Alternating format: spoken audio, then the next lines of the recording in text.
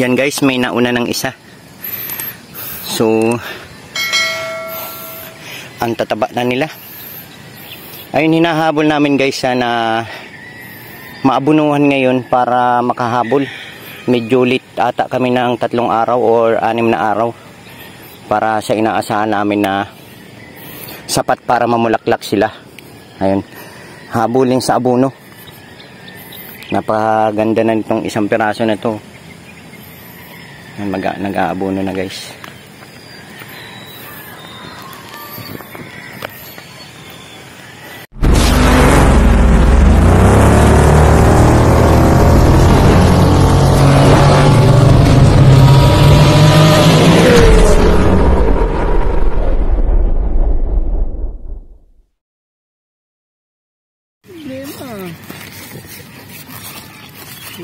Problema ho. Mayo.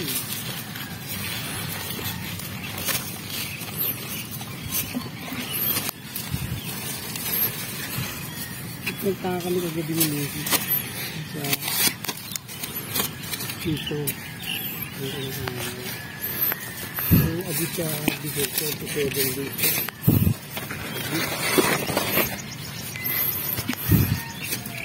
Kasi parang 24 natin sila diba? 31 natin na ilipat, diba? Binilang namin kagabi. Kasi nagiging siya sa agis.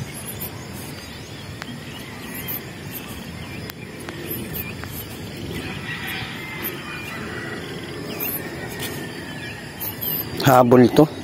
Lagpas kalahati ni. Habol. Mataas ni. Ilan? 15? Ha? 15.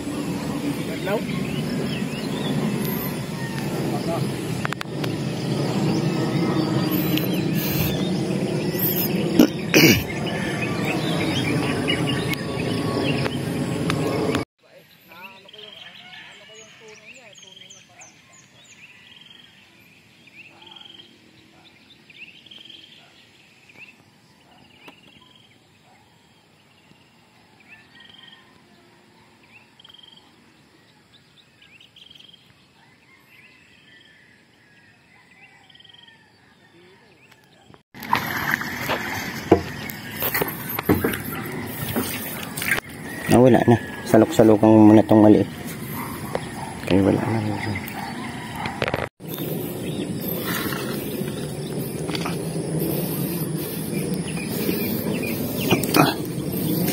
Yup guys.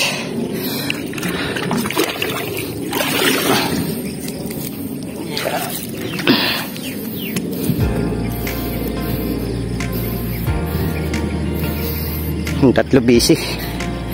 Ako naman dito. Diyan naman ako guys nakatuka sa tubig.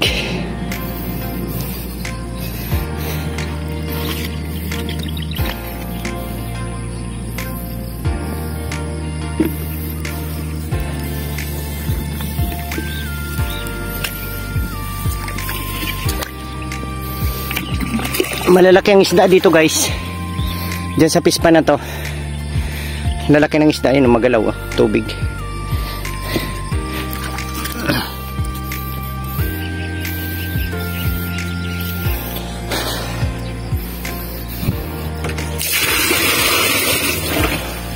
Kapoy guys, magtanim di biro guys.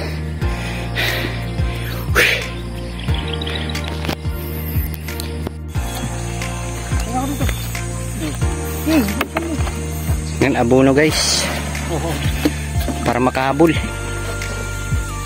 May bulaklak na doon. Ha? Meron na. Kailan mo bulaklak? Bukas na? Doon bukas.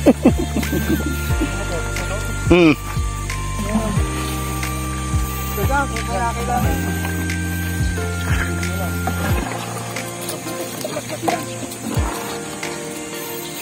Pangahan. Totoo talaga. Napakada to. Hindi, kung bubulaklak naman, hindi pa naman gayabong. Basta magpakita lang na may bulak na.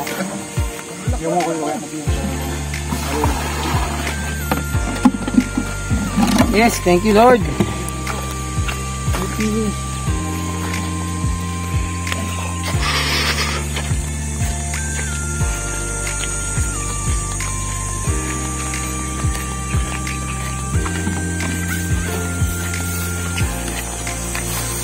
Tagal kasi magbukas yung ano eh. Katagal magbukas eh. Yung talagang ano nila eh. Paano yun?